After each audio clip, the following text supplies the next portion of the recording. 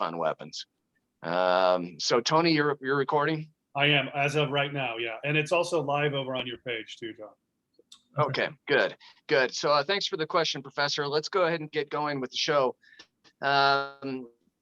So the Second Amendment, this is one of the amendments that is probably the most passionately fought over, and almost every American citizen has an opinion on the Second Amendment and what it means.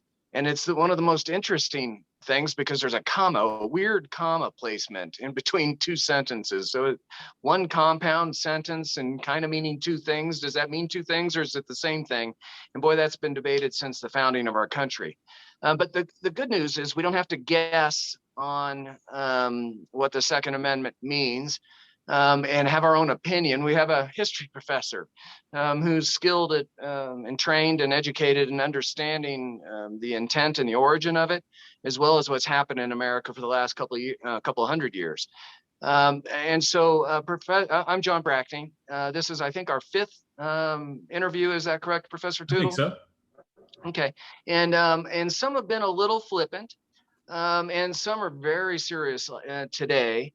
And we'll go to flippant again in the future and then back to serious. But before you asked me a question just a moment ago before we recorded, do I own guns or have I been around guns? And the answer is yes, almost my entire life I've been around weapons. And I feel pretty comfortable with them, but I wouldn't pretend that I'm an expert on any of them, but I feel pretty comfortable both as an individual citizen as an Army officer. But my opinions are changing a little bit in the last few years, maybe decade or two. And I'm still haven't fully formulated them yet. So we might get into that in a second. But before we start answering that same question, who are you, Professor Tootle?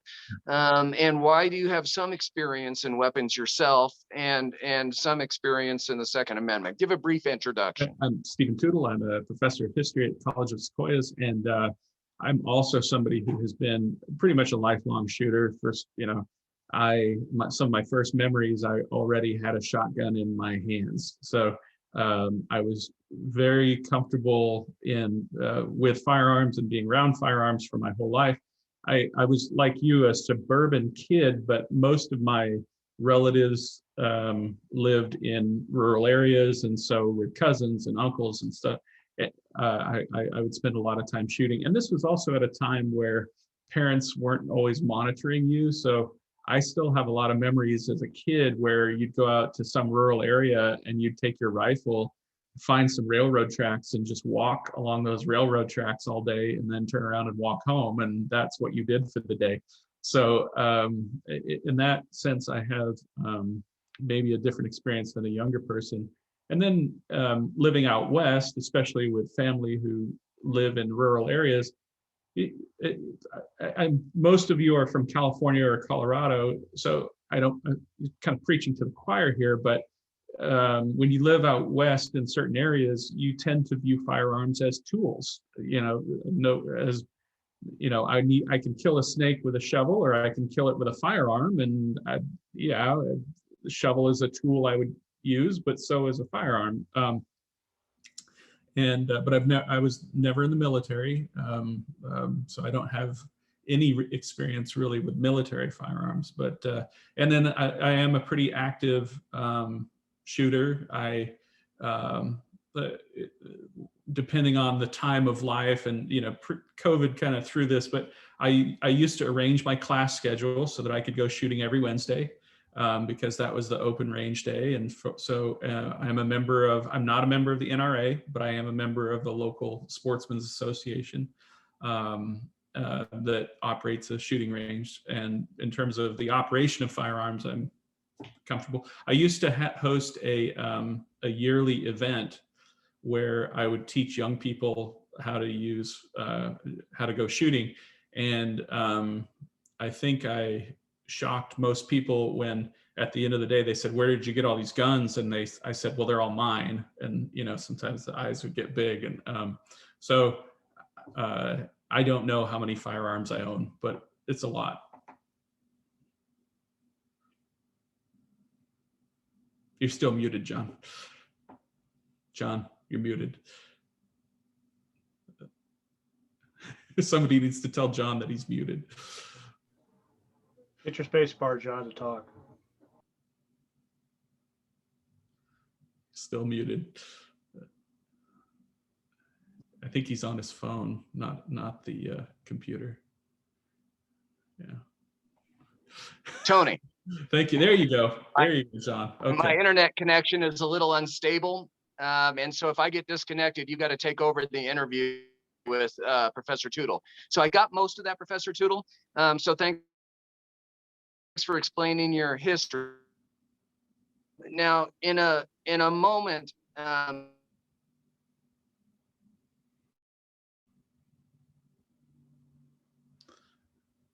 we lost John again. Well, since he told me before the show the questions he was going to ask, I can maybe I can interview myself if Tony can. Yeah. Or no, wait. Well, John, are you back? Because I know you had some thoughts you wanted to share right off the bat. If it continues, if you can hear me now. Yes. Yes. Sorry for this internet connection. The emotion of weapons, both in the ability to protect yourself and our country, as well as the horrible drama and pain and catastrophe of suicides and accidents and workplace violence and domestic violence and mass shootings. There's probably two really deep-seated extremes in America that we don't want to really listen to each other. And if I had to pick an extreme, and I'm not, but if I had to pick an extreme, I'm probably on the side of the gun owner. My wife is on the exact opposite. She is really thinking that weapons are dangerous and scary and a catastrophe for America, and other countries don't have this. And so I'm hesitant to get into the emotions, because almost every discussion on weapons is all about the emotions. You've spoken several times in the past about opinions and that we all have them, but it's not necessarily helpful to just shout out your opinions at each other. Can you just give us the big picture on public policy debate? This is as deep-seated argument as it can get. How do we engage in this conversation thoughtfully? So the first thing I would say is, when you're discussing this with anybody, one of the things you want to establish to even figure out, can I have a useful discussion with somebody, is you want to know, is this somebody who begins with the end result that they want and then is going to interpret the data in order to get that result? And, you know, I've almost said it's a fine legal tradition, but it's not a fine legal tradition to me, because this is the legal tradition of, for instance, the pro-slavery side, who insisted on, well, we know we want to protect slavery, so we're just going to interpret the Constitution however we want, you know. And that is, or the nice way of saying it is, do we let the people's thoughts and feelings and opinions dictate the past and how we interpret the law? So before I begin the discussion with anybody, I try to first set out, well, here's where I'm coming from. I think that we should begin with a discussion where we say, we're going to tell this story without an idea of how we want it to end up. Because what you're going to actually find is that even in the case of, I'm not a law professor, and I'm not a so, you know, but when people discuss even constitutional law theories, they will say, I'm a textualist, or I'm an originalist, or I'm a constitutionalist, or I believe in the living Constitution. But even giving themselves that framework means that they'll go back and interpret the Constitution in a certain way that I find to be ahistorical. So my version of this is not necessarily, I mean, to me, it's common sense, but, you know, I just sort of say, here's what it meant, and here's what it meant at the time, and here's what happened. But it doesn't necessarily neatly fit into any of those ideological approaches. because in a sense, if you think about our system is, I'm sorry, I'm already going off on a tangent here, but our system is somewhat unique because our Constitution is so old. Our Constitution is from 1789 and it's still operative today. And that is unlike, for instance, well, really any other major country on earth. So, so in a sense, we all have to borrow parts of textualism, to my mind, textualism, originalism, and even, I won't say living constitution, but taking into account the requirements of modern life. And this is unique in the world. So here's how I approach it. I say to myself, from the originalists, I would say what matters at the time is to understand what it meant to the people at the time. And what is operative today is the text as it was understood by the people at the time. But that means that you have to often take principles from the past and carry them into the future. So in that sense, I mean, to me, it seems like common sense, but apparently if you are a law professor, you can't do that. You must choose one of these things and drive it off of a cliff. But it seems like, to me, the most common sense way of approaching these issues. So let's take something like the Second Amendment and simply say, well, the people who wrote it, here's what we know. We know it came from somewhere. We know it was debated. We know what the people at the time thought it meant. And then, so we can get at what the original principles were behind it, and then carry those principles and see how they apply to the modern world. So in that sense, you almost have to translate each part of the Second Amendment to modern language in order for it to make sense to us today. So before we get to that, you're going to go right back to that in just a moment. But make fun of me for my history experience in public schools in Colorado, which were fairly good.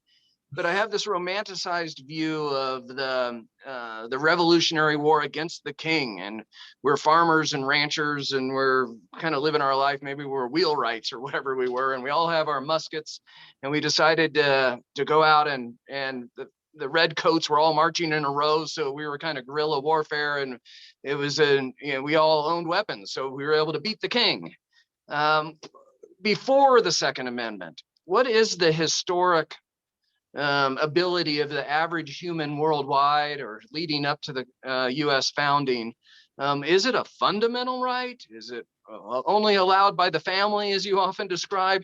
Give us the original context leading up to the founding of our country before the Constitution.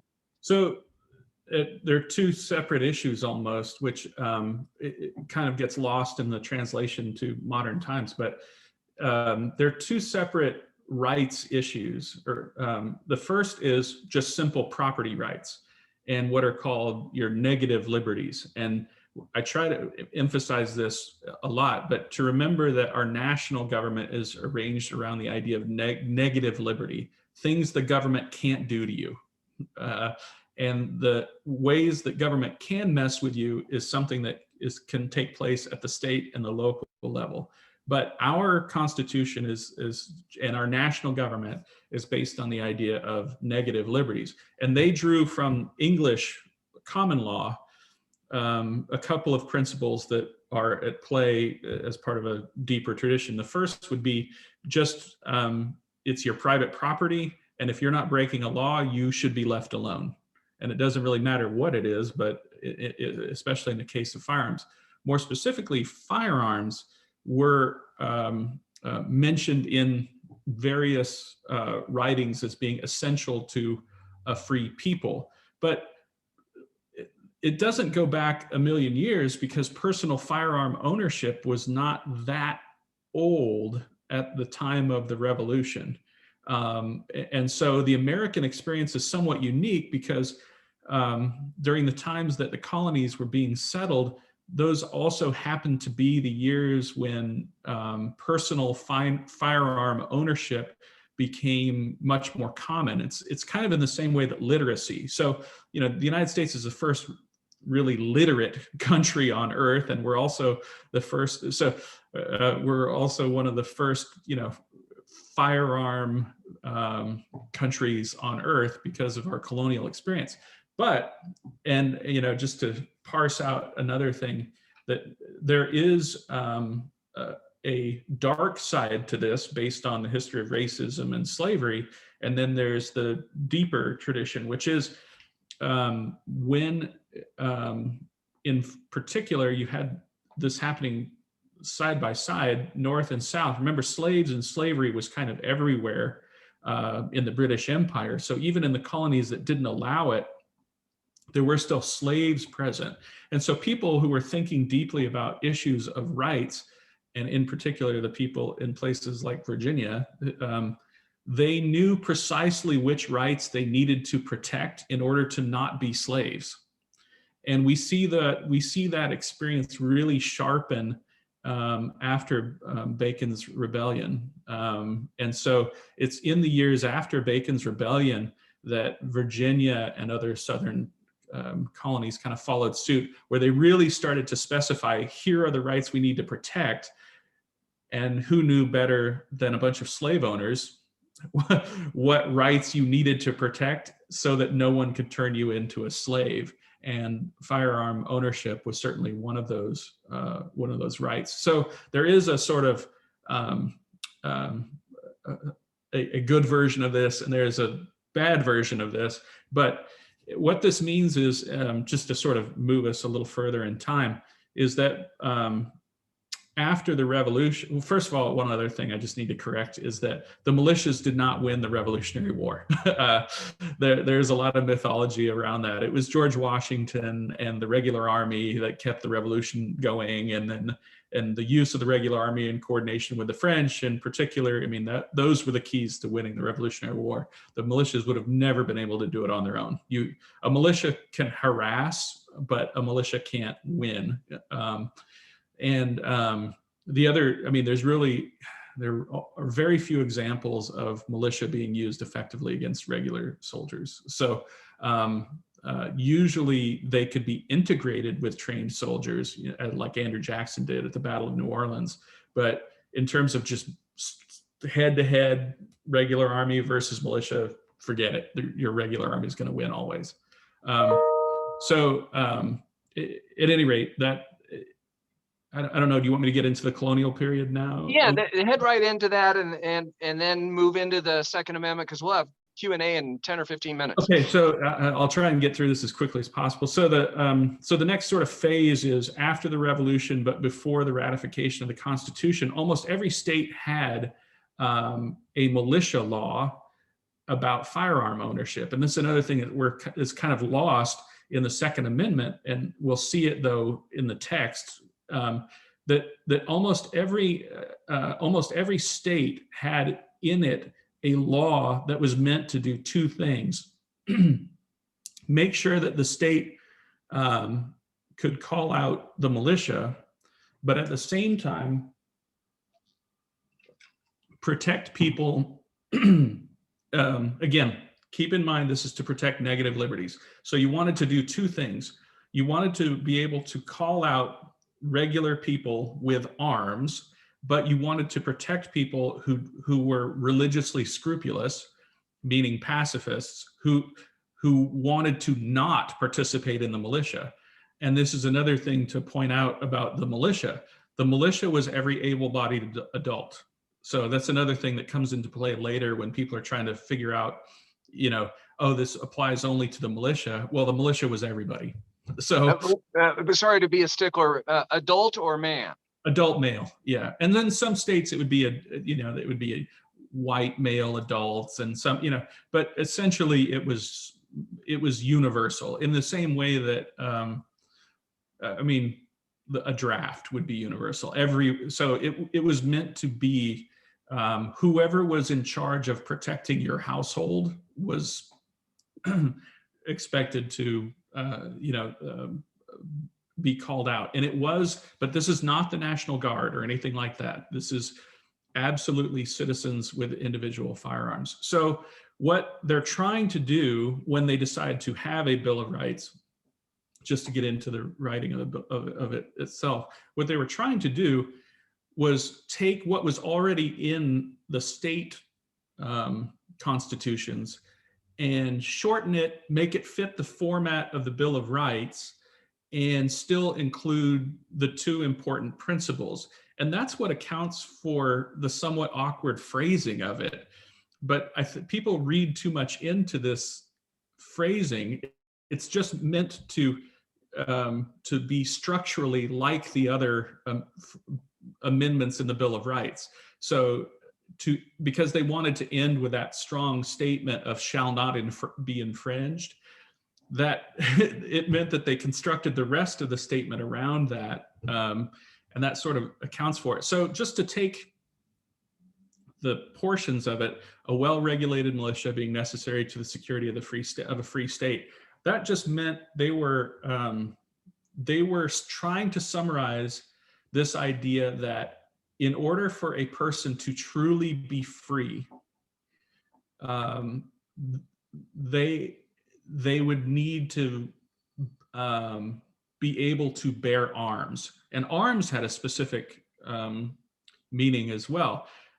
Every now and then you'll have somebody who says, well, that was meant to protect muskets. And you say, well, actually, you're right, but you're wrong. The reason it was meant to protect muskets is because muskets is what soldiers carried. So when they say arms, and this also is, kind of how we carry it to the modern era, because they say, well, what about machine guns? What about tanks? What, shouldn't you have? They say, no. What it meant at the time was your average citizen should be able to carry on him what a soldier would carry. And so if you imagine that meant what a soldier would carry. And at that time, that would have been a musket, not a rifle, because rifles were used for hunting because they were more accurate. Muskets were used by the military because you could load them faster. And the military, when they would form up, would fire in volleys together because that was more effective. But the accuracy of the gun was, it's not that rifles didn't exist, it's that wasn't what the military used. So the right of the people to keep and bear arms was meant to simply summarize that you as an individual get to own and keep and have in your property, in your possession, the weapons that a military would have, and that the government should never infringe that right. So Professor, I don't want to jump to the conclusion already, but it sounds to me like you have already gotten into this last 20 years since the Heller decision. But that wasn't the majority interpretation for a couple hundred years of our country. Now, maybe culturally it was, but legally, Heller decided where you are now. So kind of bring us up into the last couple hundred years before we go to Q&A in about 5 minutes. Well, what's interesting is that the Second Amendment was not even controversial for most of American history because, like I said, firearms and firearm ownership was universal. But at the same time, cities and municipalities had always had local regulations on how you could operate your firearms and where you could carry them and that sort of thing. And that had also coexisted. Where we began to see firearms being controversial was after the Civil War, when Southerners were trying to disarm Black people. Although there were some cases, I said that, but there were cases, although they never made it to the Supreme Court. But for instance, after the passage of the Fugitive Slave Act, there were a couple of incidents in Pennsylvania where fugitive slaves made it to Pennsylvania, and Black people in Pennsylvania would band together and opposed the slave catcher who was coming to get them. And and they actually ended up killing a bunch of the slave people, and the case went to court. Thaddeus Stevens defended the people who had shot the slave people, and they were all let off, and Southerners were outraged because, but in that sense, the black people of Pennsylvania were saying, like, this is what the Second Amendment's for. Pennsylvania law says you can't do this, and you're coming in here and trying to do it. And anyway, but after the Civil War, we see this a lot more, and the cases are making their way up to the Supreme Court. And so most of the laws were about local officials trying to disarm black populations. And then with the advent of automatic weapons, there were federal regulations, which again were not all that controversial at the time. Most of them caused by gangsters, using machine guns, and so again, those didn't arouse a lot of controversy. It was really only with the huge spike in crime after the 1970s that there was a lot more interest in extremely strict gun control, along with the sort of radicalization of groups like the Black Panthers. And again, it does tend to be, we want to take guns away from black people, and that's when it gets scary, that we began seeing stricter gun control legislation about where you can have your firearms and that sort of thing. This heats up in the 70s and 80s and 90s until we finally, have the Heller decision, which says, no, it's an individual right. The policeman in Washington, D.C. with his personal firearm in Washington, D.C. And this is what led to the Heller decision, which is really still the kind of landmark decision where we stand now. But I would, well, maybe I've already aroused questions, so. And we'll get to questions in just a minute. But I have still some cognitive dissonance over this, because it seems like we always emotionally go to the M60 or a machine gun and a fully automatic weapon. And there's no doubt there's a lot of people that confuse an AR-15 version, a semi-automatic weapon that looks scary, with a fully automatic weapon that looks identical, except it can fire many more rounds, assuming you can get enough bullets through. Almost everybody goes, well, of course we can ban weapons because you don't have hand grenades and F-16s and M1A1 tanks. And most people accept that. So can you kind of take us through that very clearly? Sure, there's a right to a weapon, and Heller has made that very clear, but it's not true. It's not any weapon. Right. So could Congress say AR-15s are prohibited, or would the court strike that down? Well, in terms of practical politics, I'd say this Supreme Court is extremely deferential to Congress. And that is the sort of tenor of the Chief Justice, is that he wants to find decisions so that he can say, we want to defer to Congress on this issue. So I think if Congress actually passed a law, a national law in that regard, that the Supreme Court would probably defer to the will of Congress. It becomes a little bit fuzzier when you begin talking about executive actions and that sort of thing. But in terms of, I mean, to put it another way, if nobody in the military uses a bump stock, so if the federal government wanted to ban a quote unquote bump stock,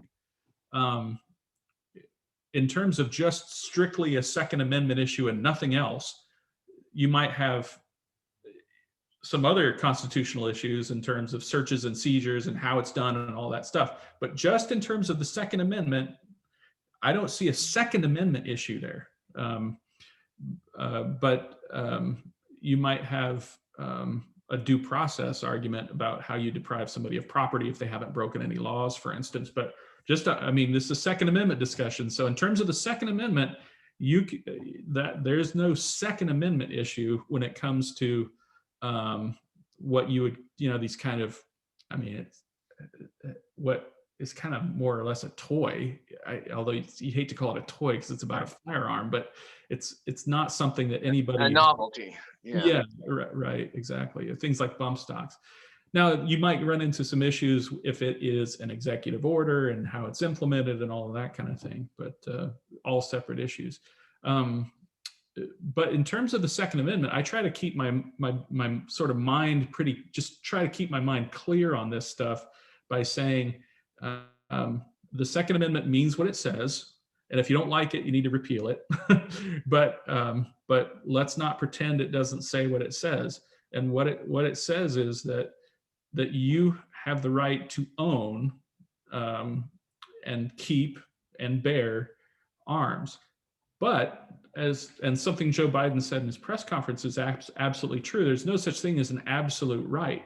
All of the rights that are in the Constitution conflict with one another, and it's the political process that is supposed to determine how to manage those conflicts. And that's why I say the Supreme Court is deferential to Congress in this issue, on all these issues, because they tend to see Congress as the appropriate vehicle for how those negotiations would take place when you are saying this right is more important than this right. I mean, that's how the Supreme Court, I think, would see it today. We just lost John again. I know we've taken a very complex subject and summarized it in a couple hundred years into just a few minutes, so it's a little unfair. But I do think it's useful to talk to people about it and see what kind of questions they have. With your permission, Professor, I think we should go right to Q&A. Yep, absolutely. Great. Team, if you're new to us, we greatly prefer that you use your own voice rather than type it in the chat. And the way you can do that is you just unmute yourself and say, hi, John, or hi, Professor, and ask a question. From my screen, I can't see you all at once, so you'll have to just tolerate me a little bit if you have to jump over each other. But who wants to speak first? Stephen or Frank? John, jump in. Stephen, you're up. To try to keep this, a civil conversation, because I know it gets very emotional. The thing that I find the most difficult when speaking to people is, just as the professor has said, it means a particular thing, but people put their own interpretations on what it means, and then they argue with you about it. And then they get emotional when you say, okay, that's not what it means. And I've read what they intended as well as how they wrote it. And they say, well, that's not what it means. It's the, National Guard. That's what it means. I'm like, no, actually, if you read what their intent was, that was not it. But, they get emotional, and it seems almost impossible to have a rational conversation. And the professor touched on it, early on, when Stephen said, great name, by the way, and proper spelling as well. And proper spelling as well. Yeah. I hope you're from Scotland. I'm 51% Scottish. That's excellent. The emotion seems to cause all reason to be abandoned. And that's the challenge I find when talking to people. Stephen, though, before you get to the professor, he'll give more of a historical view on that. Don't you think the emotion is on both sides or all sides, though? I do, coming from a, historic shooting family, my dad was one of the first, NRA certified instructors, former world champion IPSC, former world champion cowboy shooter, it's a lifestyle, it's a living as well as a passion for him. We can't have these conversations, and that side is just as passionate as those who think I'm evil I have neighbors who, if they knew I had a firearm, not to mention 10 or 12, who would absolutely never speak to me again because it's that emotional, even though I've never shot anybody in the neighborhood. Right. I think we all have that. So, Professor, talk to us a little bit about historically how the culture, how we're dealing with this. Well, we're certainly a different culture than we used to be. We're a much more urban culture. So one of the things that is almost inevitable is that as more and more people live in urban and suburban areas, firearms are just not a way of life. And anytime you don't feel something, touch something, or know something about anyone else, their way of life can become an abstraction. And there was a Charles Murray book called Coming Apart came out a few years ago that talked about how the bubbles that we live in are becoming so thick that you don't even know anybody who's not like you. And in those cases, it just becomes a complete abstraction. So one of the things that was helpful for me was I used to have a lower receiver from an AR-15, and I would just sort of put it in their hands and say, "This is an AR-15," you know, and the person holding it would just be like, "What am I doing?" And then they would realize it's a hunk of metal with a serial number on it. That's it. Everything else is just parts, you know, and in a way that physical experience, I mean, obviously you can't walk around with a lower receiver of an AR-15 with you everywhere you go, but just that physical experience would get people to understand, or at least begin to acknowledge that this is an inanimate object. Another example I used to give is I live across the street from the college where I teach, and I walk across Highway 63, and there are 6 lanes going both directions and a stoplight. And I'm walking in front of a bunch of people who have their foot on the brake, and right next to that brake is an accelerator pedal. And every one of those people could lift their foot off the brake and put it on the accelerator and kill me. Why don't they? And the answer is because most people aren't murderers. So even though every day I'm willing to walk in front of hundreds of people in their killing machines, and trust that they aren't going to move from their brake pedal to their gas pedal and kill me, because they don't want to do that with the inanimate object that is under their control. And so we as a society already live with the idea that human beings who could hurt us don't hurt us. And if you have somebody who's, you know, just vehemently anti-firearm, I would say just walk them to that place and then leave them alone for a while. Let them just think about that as an issue. Like, do we live in a society where we trust adults to I mean, I've got knives that I used to, you know, we trust adults to use tools that are capable of hurting us. And so Professor, let me push back on that slightly. I like your story. I think that's helpful. But after Las Vegas, and I'm not talking Sandy Hook, even though that's just so brutally heinous, just so evil. It's Las Vegas that has started to have changed my mind. Yes, your knives or one AR-15, but like 10 of them or however many you had in the hotel room, where you can just not even aim at an individual person, where you can take dozens of cars and the brake and the gas pedal and kill hundreds of people simultaneously. That seems to be more akin to a M1A1 tank or an F-16 rather than a rifle or a musket. So sorry to jump in and ask a question that many people would ask. My wife would ask you that, or say that's BS. At some point, we've got to say an M60 is inappropriate, a saw, but AR-15 might be okay, but a bunch of them that are fed through a belt rather than a clip, really? So talk to us about that. Or do you, not your own opinion, but how do we think through that wisely? Well, I would just say that just in terms of the Second Amendment, the regulation of that other stuff, like crazy, you know, large capacity, and I mean extra large capacity. I don't mean what we would consider standard capacity magazines, but you know, yeah, there again, in terms of the Second Amendment, there's absolutely no problem with the federal government regulating that kind of stuff. I mean, maybe in terms of other rights, but not in terms of the Second Amendment. So if we as a society decide that that's a good idea to ban, a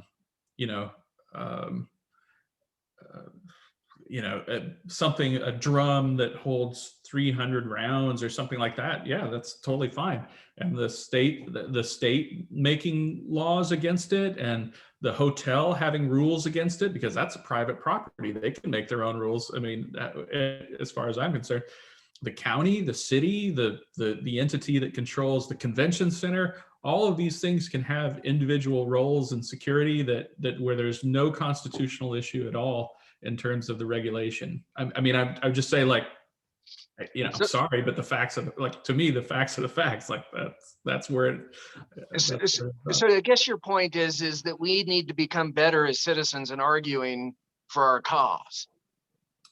Well, just say, like, we're not going to, I would say if I was an anti-gun person and I wanted to make real progress on these issues, here's how I would approach it. I would begin and say, you're absolutely right. The Second Amendment means what it says, and that every individual has the right to keep and bear arms. And they have the right to keep and bear arms. That means have the weapons that a soldier would carry on his person. Now, let's go to work on everything else. and if that is the stuff that it really bothers you, I mean, so again, I would simply say that if you want to discuss where you can take your firearms and under what circumstances, and how your city, how your county, how your state regulates all of these issues, that's all kind of, I mean, I would certainly have my opinions about what was reasonable about all of these issues, but I would simply say that it would be far more effective for somebody who is wanted stricter gun control rights, to me, if to simply acknowledge that the Second Amendment means what it says, and then say we're not going to even touch that stuff. And yeah, John Warner, that's why you can't legally own a sawed-off shotgun. Another thing that kind of I find frustrating, I was thinking about this, Stephen Miller, while you were talking, is when people want to make something that is already illegal more illegal. And that is, you know, murder is already illegal. The crime that people are committing is already against the law. And I know that we have this therapeutic, you know, kind of feeling that we want to do something when there is a tragedy. But making something that's already illegal more illegal won't approximate justice. And that can be a tough conversation to have. We want to have it with all the grace and compassion we can, but it won't undo a tragedy to make something that's illegal more illegal. And especially when you begin saying, well, we have an epidemic of gun violence, so we need to ban bump stocks. Well, if you want to ban bump stocks, ban them because they were used in this tragedy, but don't use statistics on handguns in cities when you're trying to argue that we need to ban bump stocks, because those two things have nothing to do with one another. It makes me think that you're being somewhat disingenuous. So if you want to discuss, I find that people will move around their data a lot on gun issues. You know, they'll say we should do X because of Y, and then you look at you scratch the surface of the data that they're using, and you'll find that what they're describing is not in any way related to the policy that they're advocating. So I'll just give you a recent example from the president's press conference about ghost guns. He says we need to ban ghost guns because they are because of in California, 40% of the crimes uncovered by the ATF use ghost guns. And I thought, well, I know that sounds crazy to me. You know, there's just something about that that's just, so I looked and I saw where Joe Biden got it from. It was from the Giffords Center. And then I looked at where the Giffords Center got it from, and it was from an interview with an ATF agent. And what the ATF agent actually said was that they don't have serial numbers. So what that means is that many of the firearms that they are recovering have had their serial numbers removed or were unable to be seen. That's a far cry from what the ghost gun debate is about when he's talking about it, which he's trying to ban the home manufacture of of firearms, because when you and so I just wish everybody would be a little more honest with their data. Don't and by the way, this wasn't something that was reported in a report. It was something that an agent said in a television interview. And we're going to base our national policy on this? Like the president's repeating it? You know, it seems like because we want to be seen as doing something, people don't seem to be all that focused on whether what we're actually advocating will solve the problem that people think we have. So, you know, just in general, I would say I always want people to just dig a little deeper and make sure that the policy that you're advocating will solve the problem you're trying to solve. Cool. We still have 13 minutes left, so I'm sure we can get to most Q&A. Ben, I see you're up, but before you go, Ben, I think Councilman Anderson had a question. Is that correct? Still muted.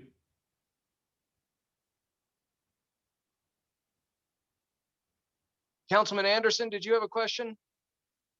You're on mute. If it's no, then go like this. Sorry, there you go. Did you have a question? No, I didn't. Oh. Okay, gotcha. Ben, you're up. Thanks, John. One of the things that I'm learning with this now, keep in mind one thing. Many years ago, I never owned a gun. Never wanted a gun, didn't care about guns. I knew people that had guns, that's fine for them. Now I'm a gun owner. But one of the things that I have found in listening to the media on this is I think we as people need to do a better job of educating people about what they're hearing in the media. I cite the example of, we like to quote AR-15, AR-47 as being assault rifle model 47, assault rifle model 15, when it's actually the manufacturer of the gun. We've got this whole thing about assault rifle. We don't talk about assault golf clubs or anything like that. How do we educate people about guns and the Second Amendment so that we can have an intelligent conversation? Well, there's almost no way of putting this genie back in the bottle, but I mean, I think it would be great if reporters in particular would spend a day just familiarizing themselves with the terminology before you write a story. Just because I know that as a gun owner, I would often read these, and I still do, right? You read these news reports, and it's like they're talking about something from outer space because the way they talk about them just doesn't make sense. You know, it would be like somebody describing a football game, and they're saying, how did the football game go? And they say, well, he rounded home plate and, you know, he hit the puck through the net. And you're like, what are you talking about? These words don't even make sense the way that you're using them. And I don't think reporters know that how it sounds to a gun owner, but then people who have no familiarity with firearms start repeating this stuff because they want to sound smart or because they saw it in a meme, and everything becomes a slogan.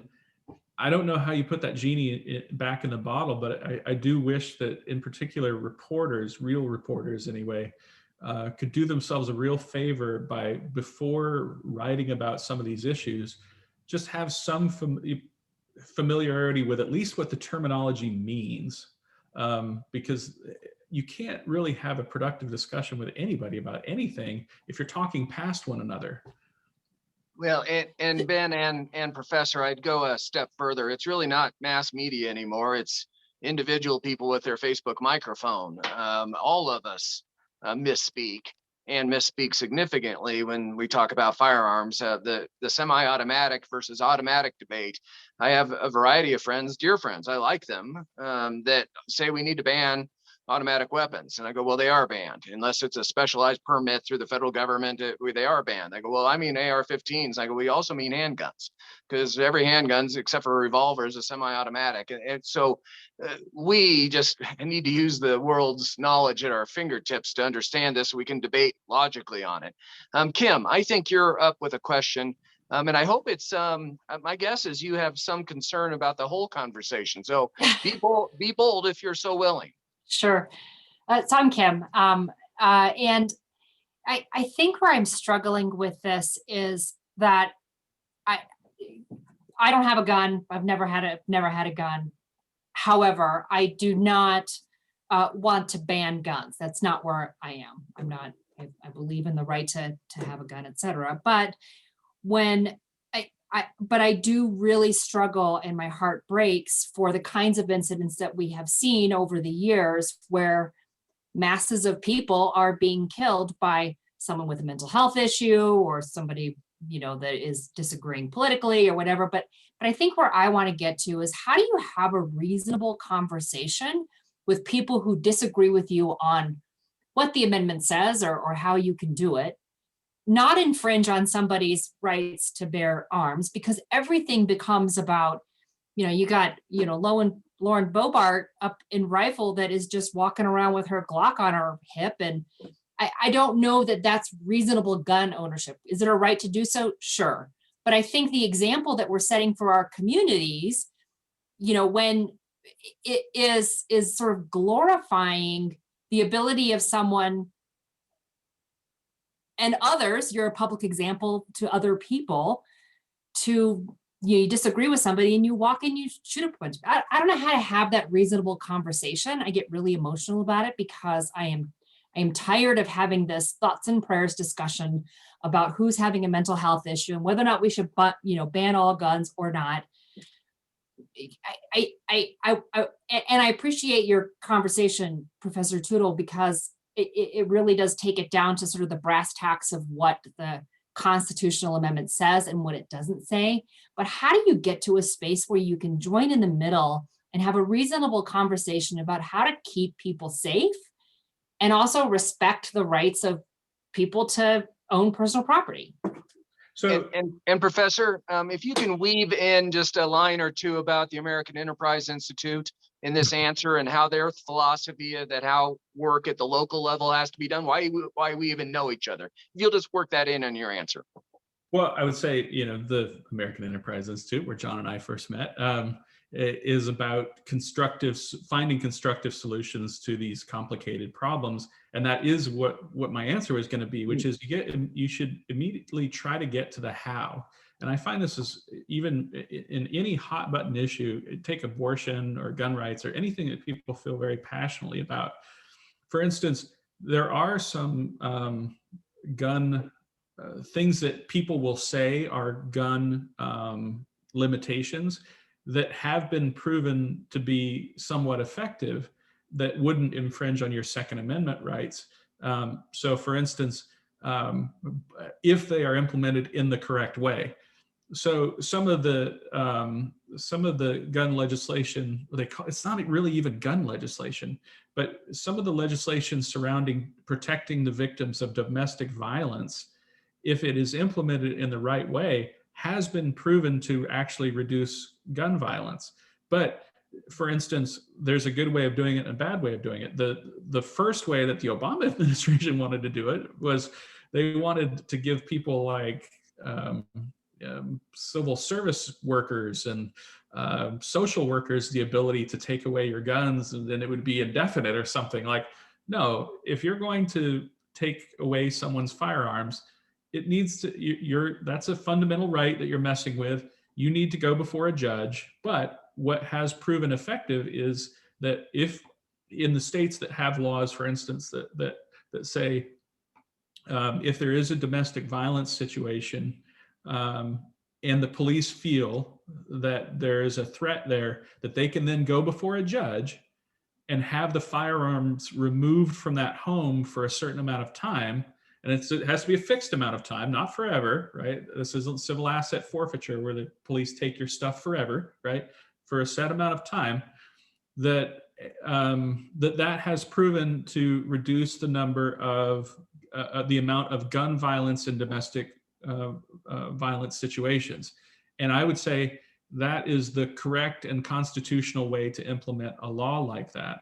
Now, the problem becomes when people say, no, that anyone should be able to do it and it should be forever. And you say, that's where you start getting, but if you can get people to the, I know what you, first of all, like, I know what you want to accomplish, which is you don't want this to ever happen again.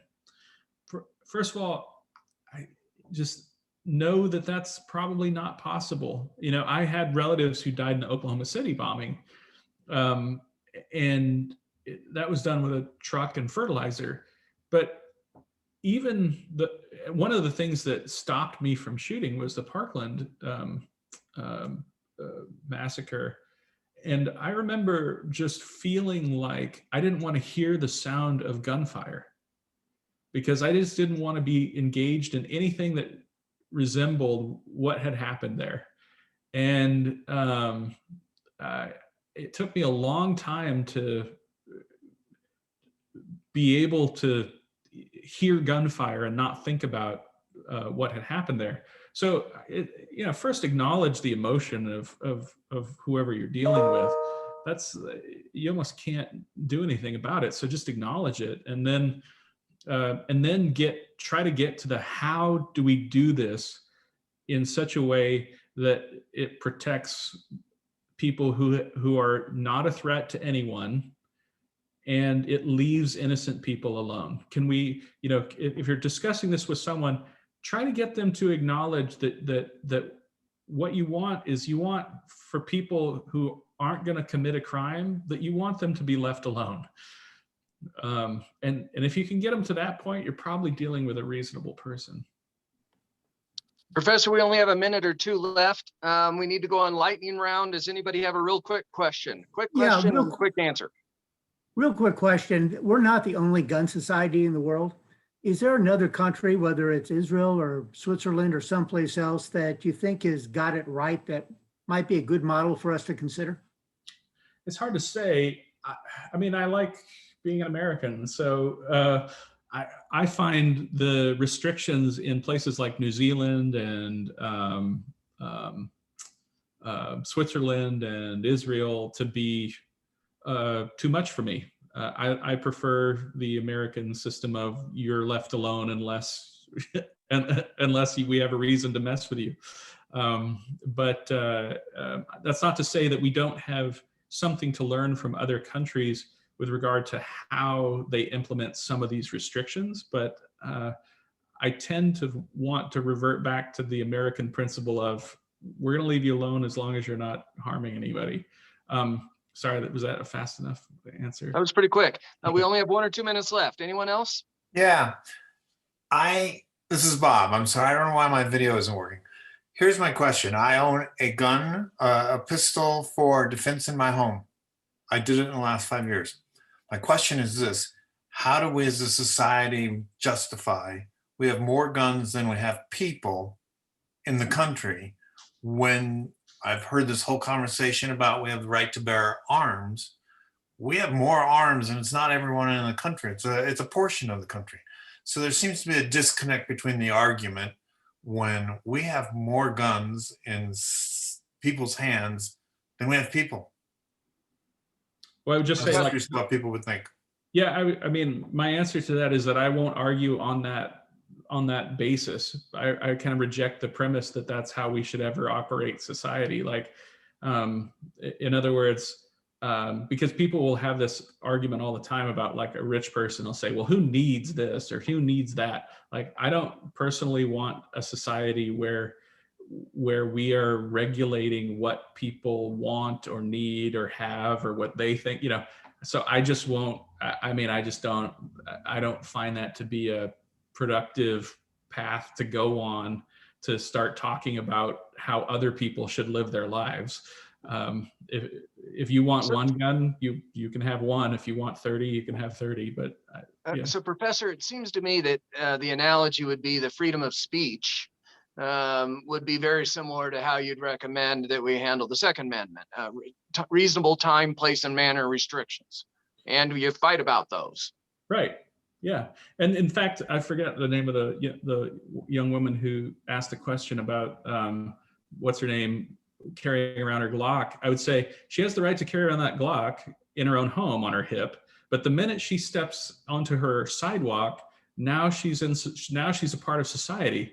And now she's a part of the political process that we need to negotiate.